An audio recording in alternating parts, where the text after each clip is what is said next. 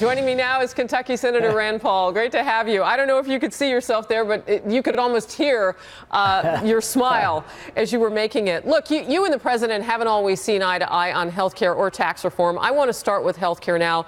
You called in your comments there in the Roosevelt Room that this was a bold move by the president. Why do you say that?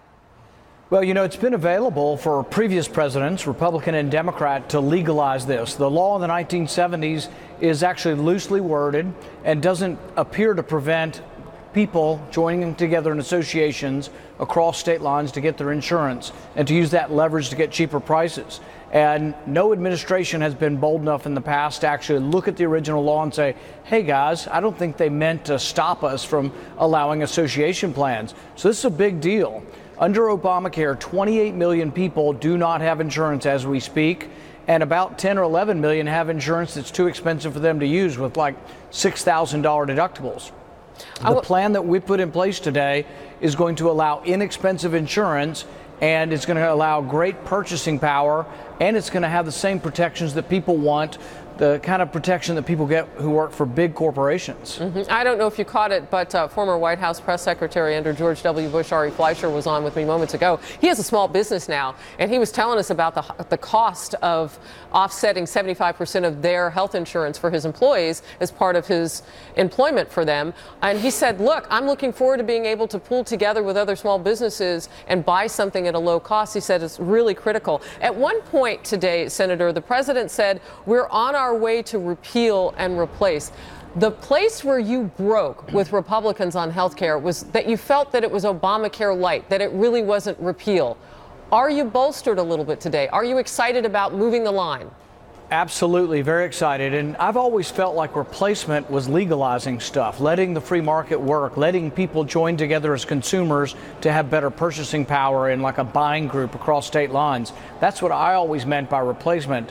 Some Republicans said, well, replacement means keeping a lot of Obamacare alive. I never was for that and never told anybody I was. So I think there is still hope. What I think happens with this is that millions of people, we think as many as 50 million people, could be eligible to get their insurance across state lines through health associations. If that happens, it'll completely transform the marketplace. Most of the people who hate Obamacare and frankly who hated the previous system are small businesses or individuals that have to buy their insurance. We're going to let them band together now, and there is great potential for less expensive policies. And some on the left say, oh, they're going to get crummy policies.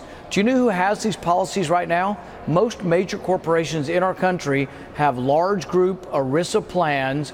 That's what we're talking about. We're talking about letting individuals get large group plans like big corporations get. That's what most people want for their insurance. Well, and they're the engine of the economy. Last I read, they were north of 66% in terms of creating jobs, those small businesses. So does this mean, Senator Paul, I'm going to put you on the spot, that you're now on the road if this issue should come back, repeal and replace Obamacare, the Affordable Care Act? Are you on the road to being closer to supporting some sort of legislation that could move us farther away from Obamacare? Well, I always have been. I've been always for real repeal, and I voted every time real repeal came up. But when they started replacing it and putting up fake repeal that kept Obamacare in place, I wasn't for that. But the last bill that came forward that I wasn't in favor of, I was in favor of 4 or 5 things. Expanding health savings accounts, that's freeing up the free market, allowing people to save more easily. Giving governors waivers, I was for that.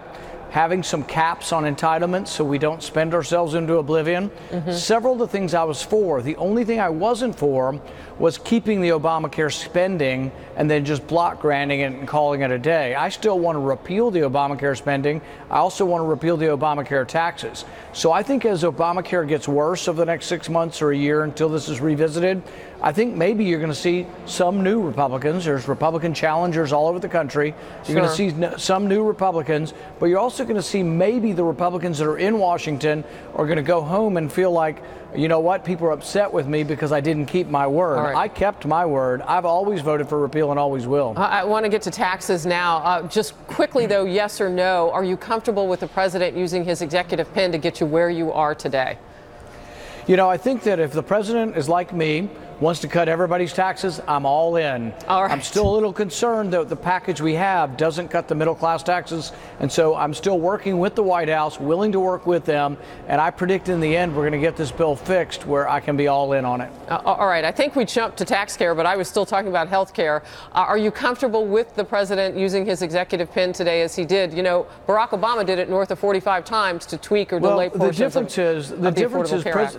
The difference is President Obama created programs by executive action. This is just legalizing a freedom that's in the First Amendment. You have the right of assembly in the First Amendment. You have the right to form an association. The NAACP versus Alabama back in the 50s ensured that right. So we do have the right to organize. The government was preventing it. So anytime the president by executive action can undo a government mandate, by all means, I'm for it. All right, now let's jump back to taxes if we can. I understand you're undecided on both the budget and the tax plan that the president has put forth. You feel like it doesn't do enough for the middle class. Talk to me. Well, the middle rate's 25%. We're going to lower the upper rate from 39 to 35. We're going to expand the standard deduction at the bottom for those who are poor. I'm concerned about those in the middle. Are we going to raise their taxes? Right now, the plan keeps the middle rate the same, 25, but gets rid of two big deductions: the ability to deduct your state income tax and the ability to have personal exemptions. I'm fine if you want to get rid of those, but you got to do something to make sure their taxes don't go up for those in the middle. I've talked to the White House. I think the president, he says he agrees completely with me.